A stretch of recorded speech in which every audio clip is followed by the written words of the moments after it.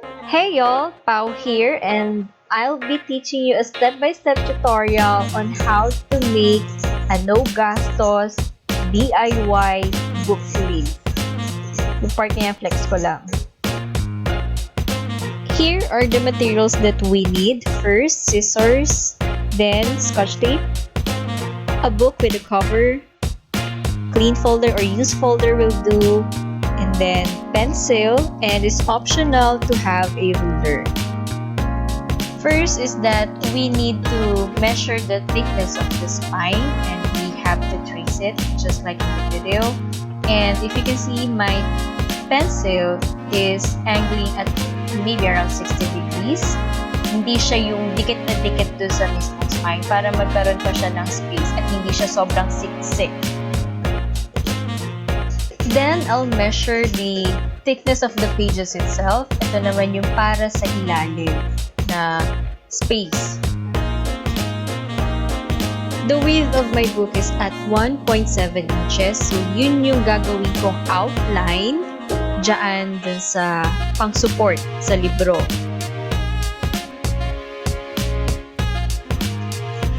Kung wala namang ruler, pwede itong gawin.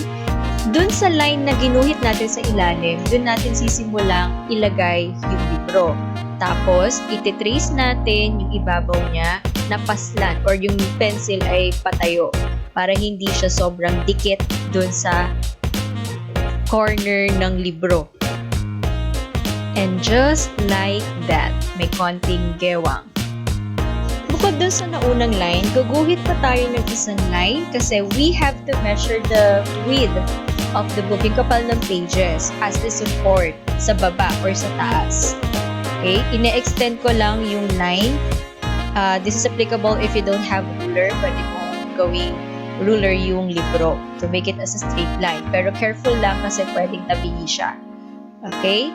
And then, that is the line that we will create dun sa kabilang side ng libro as one of the support. Dito naman, nagtitrace tayo base dun sa length ng libro. So, that's the other side. And then, sa kabila naman, ang simula nung pag-measure is at the end of the spine. How we measure the spine back then. So, ito yung kabila.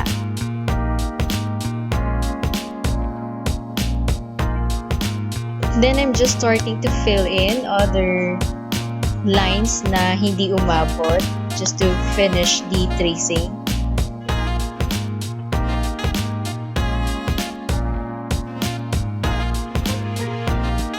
It is also important to bone those traces that we created para pag pinold natin siya, madali siyang ma-fold.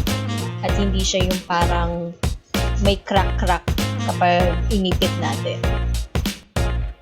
I am just trimming out those excess spaces para lumiit na yung libro natin at finally makuha na natin yung exact na outline of our book sleeve.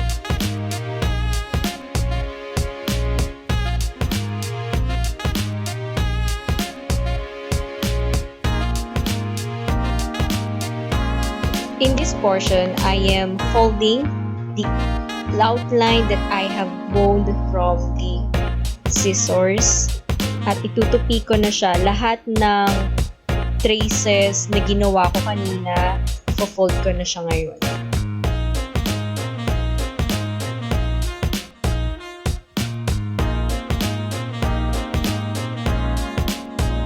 This is the important part. We are going to cut out yung dalawang line na maliit sa ilalim at dun banda sa ibabaw.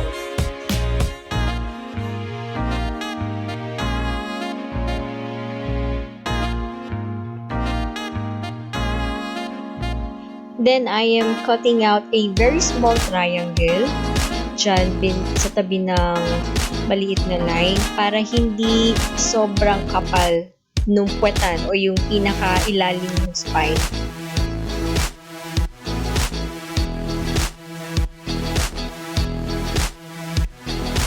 So, ayan na. Nagmamaterialize na yung ginawa nating book sleeve. At ang ginagawa ko na lang dito, sinusukat ko yung kung tama ba yung pinaggagawa ko dito. Tama ba yung sukat ng libro dun sa book sleeve na ginawa ko. However, kung titignan nyo sa cover, ay sa edges, parang medyo masikip. Kasi hindi pa nakatupi. As in, pinong tupi yung nandun sa mga dulo.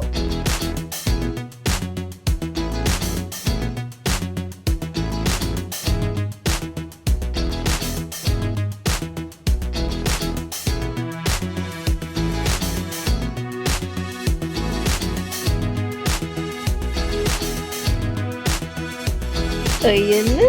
I can see my work of art and I am so excited. So, makikita nyo, perfectly fit yung libro dun sa book sleeve natin. Always have an allowance para hindi siya sobrang siksik kapag, or di tayo mahirapan na tanggalin, hugutin kapag kukunin natin yung libro. Ibig sabihin, may allowance siya. We're almost there. This is the second to the last part wherein we're going to assemble yung mga nasa dulo by having a scotch tape. Okay? So, lahat na, yung maliit na line dito na hinawakan ko kanina, yung tinitrim ko na triangle, yan ay laging palabas para hindi masira yung pages nyo sa ilalim kapag pinapasok na natin yung libro. Okay? So, didikit ko lang yan ng scotch tape.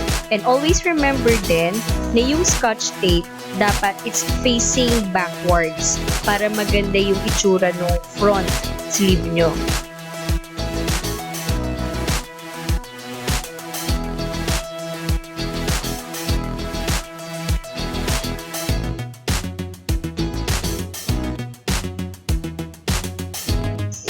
This is the final look of the book sleeve. It's sleek and it's firm. It's uniform. The scotch tape is facing backwards. However, kapag kukunin natin yung libro, ipo-pull out, kailangan taktakin or ganyanin. So, meron tayong option dyan by trimming a half circle at the center, both sides.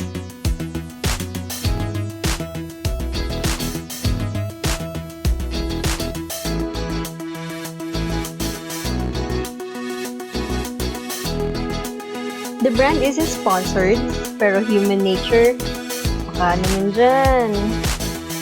So, I'm getting this cap, itong bilog na to, para doon sa outline ng half circle sa gitna, para madali natin siyang hugutin yung libro.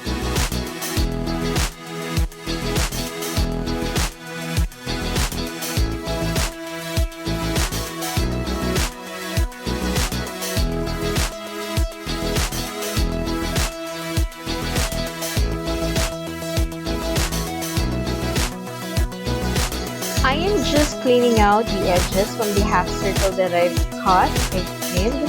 And yes, it looks like a VHS cover, but I want it that way. I just want it to be slick and simple. Sa akin lang naman yun eh. I just want to have a protection for my book.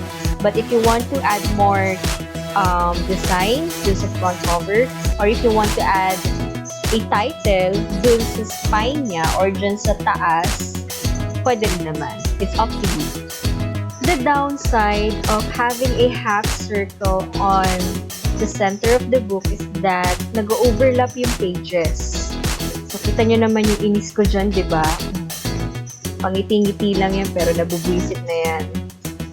And that's it. Yan na yung super kunat, super tipid, walang kagastos-gastos na DIY book sleeve para dun sa mga minamahal natin mga libro.